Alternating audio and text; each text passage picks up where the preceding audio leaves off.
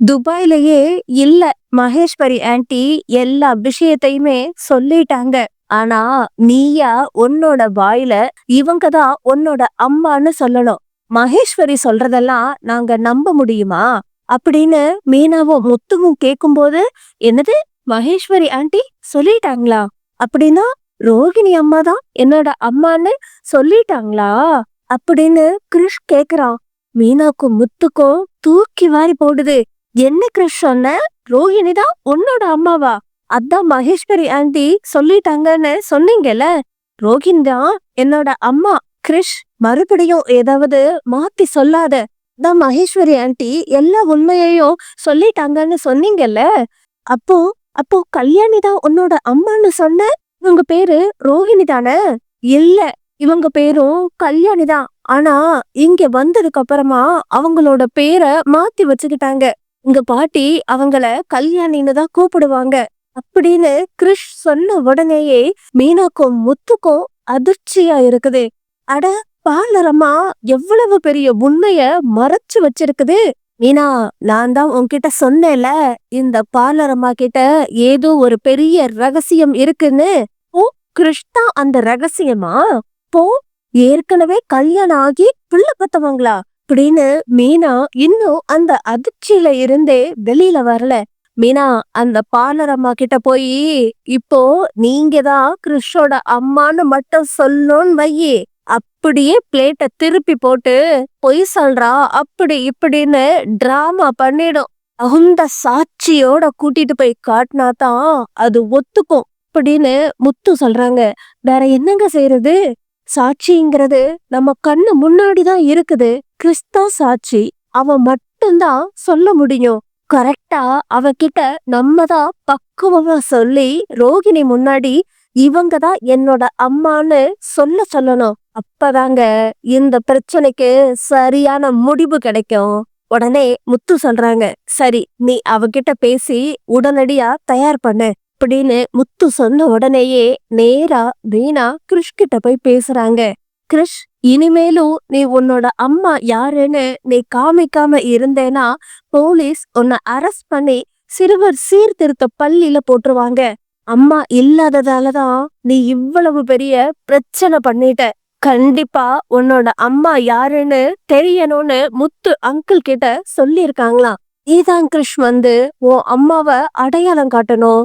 நாங்க போய் சொன்னோன்னு வச்சுக்கோ, அங்க ரோகிணி ஒத்துக்க மாட்டாங்க. நீ வந்து உங்க அம்மா முன்னாடியே நீங்க தான் என்னோட அம்மான்னு சொல்றியா கிருஷ் அப்படின்னு மீனா கேக்குறாங்க. சரி ஆண்டி, நான் சொல்றேன். கிருஷ், உங்க பாட்டி என்ன சொன்னாங்க?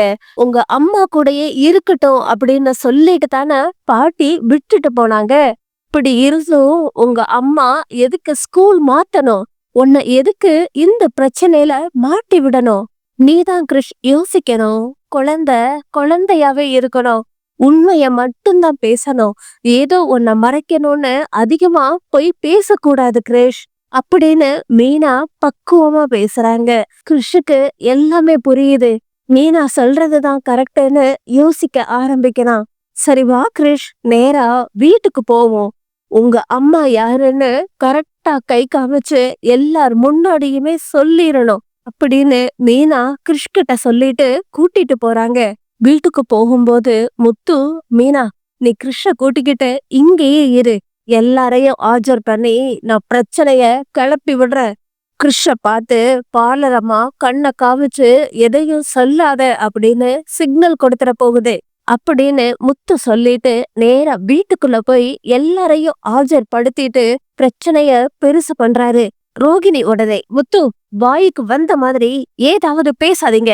இதுக்காக இந்த மாதிரி எல்லாம் பொய் பேசுறீங்க அப்படின்னு ரோகிணி கோபத்தோட பேசுறாங்க. மீனா என்ட்ரி கொடுத்து, என்ன ரோகிணி பேசுறீங்க? நீங்க வேணா பொய் சொல்லலாம், ஆனா குழந்தை பொய் சொல்லாதுல்ல அப்படின்னு சொல்லிட்டு கிருஷ கூட்டிட்டு போய் முன்னாடி நிறுத்துறாங்க. கிருஷ், சொல்லு கிருஷ் அப்படின்னு சொன்ன உடனே இவங்கதான் என்னோட அம்மா அப்படின்னு கிருஷ் கைய நீட்டி ரோகிணிய காமிச்சு சொல்லிடுறான். ரோஹிணிக்கு பயங்கர அதிர்ச்சி. ஐயோ கிருஷ், நான் உன்கிட்ட எத்தனை தடவை சொன்னேன்டா, ஏண்டா இந்த மீனா முத்து பேச்ச கேட்டு என்ன மாட்டி விட்டுட்ட அப்படின்னு ரோஹிணி யோசிக்கிறாங்க. ஏன்னா எதுக்கு இந்த பையன்கிட்ட சொல்லி கொடுத்து இந்த மாதிரி சொல்றீங்க அப்படின்னு ரோகிணி கேக்கும்போது உடனே அண்ணாமலை எந்திரிச்சு, இருமா ரோகிணி, குழந்தை பொய் சொல்லாதுமா. கிரிஷ், உண்மையிலேயே சொல்லு, உங்க அம்மா யாரு? நீ மீனா முத்து சொல்லிதான் உங்க அம்மா ரோஹிணின்னு சொல்றியா அப்படின்னு அண்ணாமலை கேக்கும்போது, இல்ல தாத்தா, எங்க அம்மா பேரு கல்யாணி, இவங்க பேரும் கல்யாணி தான், இவங்க தான் என்னோட அம்மா, அவங்களோட போன்ல என்னோட போட்டோலாம் இருக்கும் பாருங்க, நானு எங்க அம்மா பாட்டி எல்லாருமே சேர்ந்து எடுத்த போட்டோ அவங்க போன்ல இருக்கு அப்படின்னு கிறிஷ் சொல்லிடுறான்.